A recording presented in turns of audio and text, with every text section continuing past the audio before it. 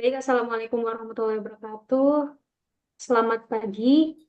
Kami dari kelompok 6 akan memaparkan presentasi yang berjudul Pemeriksaan Aset Tetap. Sebelumnya, kami ucapkan terima kasih kepada Bapak Azmi Fasa, SEMS, selaku dosen pengampu mata kuliah Audit Liabilitas dan Ekuitas. Sebelumnya, saya ingin memperkenalkan anggota dari kelompok 6. Nama saya Nur Aini Laila Sari, bertugas sebagai moderator pada pagi hari ini. Saya Torik Ahmad Sakif. Saya Salwa Maesara Arham. Saya Putri Apriani. Baik, untuk mempersingkat waktu, materi pertama akan disampaikan oleh saudara Taurik Ahmad Sakib. Dipersilakan. Baik, terima kasih kepada moderator yang terhormat. Langsung saja, pengertian aset tetap. Menurut SAK ETAP YI 2019 nomor 68 dan PSAK nomor 16 halaman 16 dan halaman 16.2 YI 2015. Aset tetap atau fixed assets adalah aset berwujud yang yang dimiliki dan digunakan oleh perusahaan untuk tujuan produksi atau penyediaan barang atau jasa, untuk disewakan kepada pihak lain atau untuk kegiatan administrasi. Aset tetap itu tidak dimaksudkan untuk dijual kembali dalam aktivitas operasional sehari-hari perusahaan. Selain itu, aset tetap diharapkan memiliki masa pemakaian yang lebih dari satu periode akuntansi. Dalam pengakuan aset, terdapat persyaratan bahwa aset ini harus memiliki kemungkinan manfaat ekonomi, masa depan yang akan mengalir ke perusahaan, serta biaya perolehannya dapat diukur secara andal.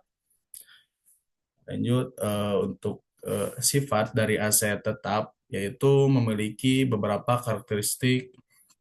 Pertama, aset tetap dibeli bukan untuk dijual kembali, tetapi digunakan dalam kegiatan operasional perusahaan yang mendukung proses produksi atau jasa yang ditawarkan perusahaan. Sebagai contoh, mesin yang digunakan untuk produksi atau gedung yang digunakan sebagai kantor adalah bentuk aset tetap. Yang kedua, aset tetap memiliki masa manfaat yang panjang, yaitu lebih dari 1 tahun. Masa manfaat ini berarti bahwa aset tersebut akan memberikan manfaat ekonomi bagi perusahaan dalam jangka waktu yang lama, bukan hanya untuk satu periode laporan saja. Ketiga, aset tetap biasanya memiliki nilai yang cukup material atau signifikan. Nilai yang besar ini membuatnya harus diakui dan dicatat secara khusus dalam laporan keuangan perusahaan. Aset tetap membutuhkan pengelolaan dan pencatatan yang baik agar mencerminkan nilai sebenarnya dari aset yang dimiliki oleh perusahaan. Aset tetap juga dibedakan berdasarkan jenis pengeluarannya, yaitu capital expenditure atau pengeluaran modal dan revenue expenditure atau pengeluaran pendapatan. Capital expenditure merupakan pengeluaran yang jumlahnya signifikan dan manfaat ekonominya berlangsung lebih dari 1 tahun, seperti pembelian mesin besar. Sementara itu, revenue expenditure adalah pengeluaran yang sifatnya lebih kecil atau rutin, seperti biaya pemeliharaan atau perbaikan kecil yang manfaatnya biasanya kurang dari 1 tahun. Selama pemakaiannya, aset tetap mengalami penurunan nilai yang disebut dengan penyusutan, yaitu bisa disebut juga alokasi biaya perolehan aset secara sistematis selama umur manfaatnya. Hal ini bertujuan agar nilai aset tetap mencerminkan kondisi yang wajar sesuai pemakaian dan usia aset tersebut. Umur manfaat aset tetap adalah estimasi waktu selama aset diharapkan dapat memberikan manfaat kepada perusahaan atau berdasarkan jumlah produksi yang dihasilkan oleh aset tersebut. Sekian pemaparan materi dari saya kembalikan kepada moderator. Baik, terima kasih kepada Torik yang telah memaparkan materinya. Materi selanjutnya akan disampaikan oleh Saudari Salwa Maisarah Arham. Dipersilakan. Terima kasih kepada moderator yang telah mempersilahkan saya untuk memaparkan materi. Fixed asset atau aset tetap bisa dibedakan menjadi fixed tangible asset atau aset tetap yang mempunyai wujud atau bentuk, bisa dilihat, bisa diraba. Yang kedua, fixed intangible asset atau aset tetap yang tidak mempunyai wujud, bentuk, sehingga tidak bisa dilihat dan tidak bisa diraba. Yang termasuk fixed tangible asset, misalnya yang pertama yaitu tanah atau land, yang di atasnya dibangun gedung, kantor, pabrik, atau rumah. Tanah ini biasanya tidak disusutkan menurut SAK maupun peraturan pajak. Tanah bisa dimiliki dalam bentuk hak milik, hak guna bangunan. Biasanya jika kita membeli rumah dari real estate yang mempunyai jangka waktu 20-30 tahun, hak guna usaha dan hak guna pakai, perlu diperhatikan bahwa perusahaan asing dan warga negara asing tidak diperbolehkan membeli tanah dengan hak milik. Lalu yang selanjutnya itu gedung, termasuk pagar, lapangan parkir, taman, mesin-mesin, peralatan, furnitur, dan fixture, delivery equipment. Lalu yang selanjutnya itu sumber alam, seperti pertambangan minyak, batu bara, emas, marmer, dan hak pengusaha hutan. Sumber alam ini harus didepresi, bukan disusutkan, pada saat sumber alam tersebut mulai menghasilkan. Lalu yang selanjutnya yang termasuk intangible asset, misalnya hak paten, hak cipta, franchise, goodwill, biaya-biaya yang dikeluarkan sebelum perusahaan berproduksi secara komersial, termasuk biaya pendirian. Contoh dari franchise misalnya Kentucky Fried Chicken, hamburger, McDonald's, Esteller. Dalam hal ini, pengusaha yang ingin menjual makanan atau minuman tersebut harus menandatangani kontrak dengan pemilik franchise agar bisa menjual makanan atau minuman dengan rasa, bentuk, gaya dekorasi yang khusus untuk jenis makanan tersebut. Tentu saja dengan membayar royalti. Sekian pemaparan dari saya kembalikan kepada moderator. Baik, terima kasih atas pemaparan materinya. Selanjutnya akan dipaparkan oleh Saudari Putri Apriani. Dipersilakan. Baik, terima kasih kepada moderator yang telah mempersilakan saya untuk memaparkan materi yang selanjutnya, yaitu tujuan audit.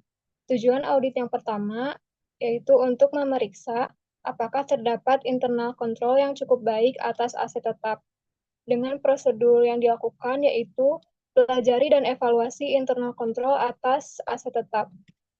Tujuan audit yang kedua untuk memeriksa apakah aset tetap yang tercantum di laporan posisi keuangan atau neraca betul-betul ada, masih digunakan dan dimiliki oleh perusahaan.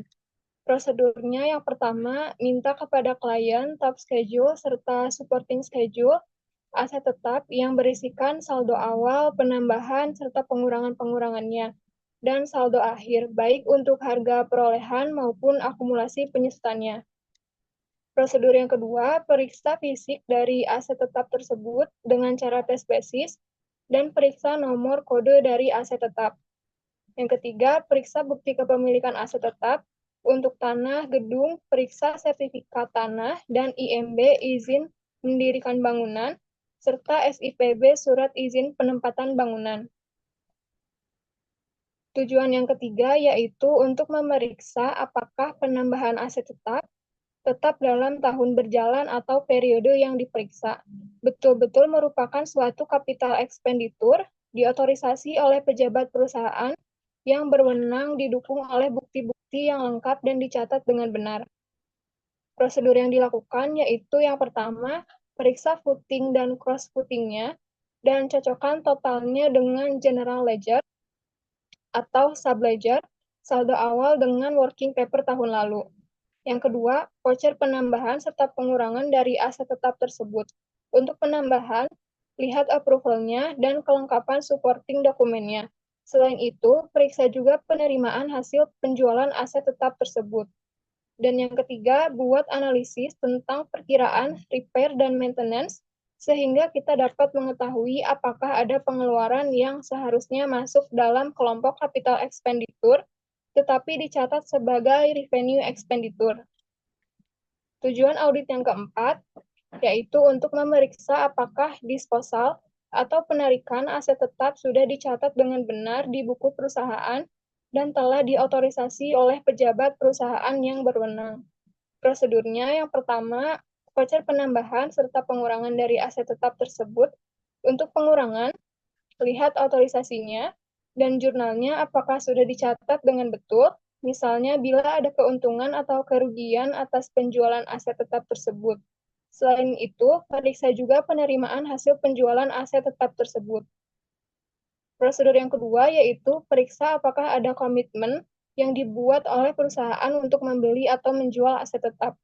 Sekian yang dapat saya sampaikan. Saya kembalikan kepada moderator. Baik, terima kasih atas pemaparan materinya yang telah disampaikan dari Saudari Putri. Selanjutnya akan dipaparkan oleh saya sendiri tentang tujuan audit yang kelima, yaitu untuk memeriksa apakah pembebanan penyusutan dalam tahun yang diperiksa dilakukan sesuai dengan SAK, konsisten, dan apakah perhitungannya telah dilakukan dengan benar. Prosedur auditnya yang pertama yaitu mempelajari dan periksa apakah capitalization policy dan depreciation policy yang dijalankan konsisten dengan tahun sebelumnya. Tentang polisi dari capitalization tersebut ada beberapa kemungkinan. Yang pertama, berdasarkan jumlahnya, misalnya atas 500.000 harus dikapitalisir. Yang kedua, berdasarkan masa manfaatnya. Yang ketiga, campuran antara jumlah dan masa manfaat.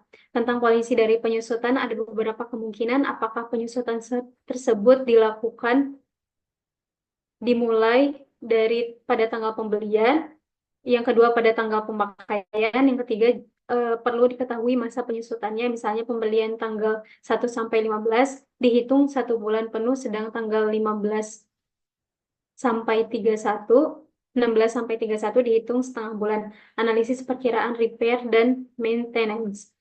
Yang kedua, tes perhitungan penyusutan cross reference angka penyusutan dengan biaya penyusutan diperkirakan laba rugi dan periksa alokasi atau distribusi biaya penyusutan. Tes perhitungan penyusutan dan alokasi biaya penyusutan aset tetap. Penyusunan ini biasanya dari aset tetap yang masih disusutkan seperti gedung, kantor, dan sebagainya. Sebab ada juga fixed aset yang tidak dapat disusutkan seperti tanah hak milik. Maka dapat disusutkan yaitu dengan istilah depresi apabila tanah tersebut merupakan tanah dengan hak guna bangunan, maka tanah tersebut juga tidak dapat disusutkan. Auditor harus memeriksa akurasi dari perhitungan penyusutan yang dibuatkan klien dan ketetapan alokasi biaya penyusutan sebagai bagian dari biaya produksi tidak langsung, biaya umum dan administrasi serta biaya penjualan. Kemudian buat analisis tentang perkiraan repair dan maintenance. Mohon maaf. Nah, capital expenditure atau belanja, sehingga buat analisis tentang perkiraan repair dan maintenance, sehingga kita dapat mengetahui apakah ada pengeluaran yang seharusnya masuk dalam kelompok capital expenditure, tetapi dicatat sebagai review expenditure. Capital expenditure atau belanja modal adalah pengeluaran uang yang dilakukan oleh suatu perusahaan untuk membeli, meningkatkan, atau memperpanjang umur aset tetap. Aset tetap ini biasanya memiliki umur ekonomis lebih dari 1 tahun dan digunakan untuk mendukung operasi bisnis jangka panjang, seperti tanah, bangunan, peralatan, dan aset tidak berwujud. Sedangkan revenue expenditure adalah segala jenis pengeluaran yang dilakukan oleh perusahaan yang manfaatnya hanya dirasakan dalam periode berjalan. Artinya pengeluaran ini tidak akan meningkatkan nilai aset jangka panjang perusahaan atau memperpanjang umur ekonomis aset yang sudah ada, seperti gaji karyawan, biaya sewa, biaya utilitas, biaya perbaikan, dan biaya pemasaran. Harus diperhatikan kemudian klien untuk memperkecil laba dengan mencatat capital expenditure sebagai review expenditure. Boleh next. Tujuan audit yang keenam adalah untuk memeriksa apakah ada aset tetap yang dijadikan sebagai jaminan. Prosedur auditnya yang pertama yaitu periksa notulen rapat, perjanjian kredit, jawaban konfirmasi dari bank untuk memeriksa apakah ada aset tetap yang dijadikan sebagai jaminan atau tidak.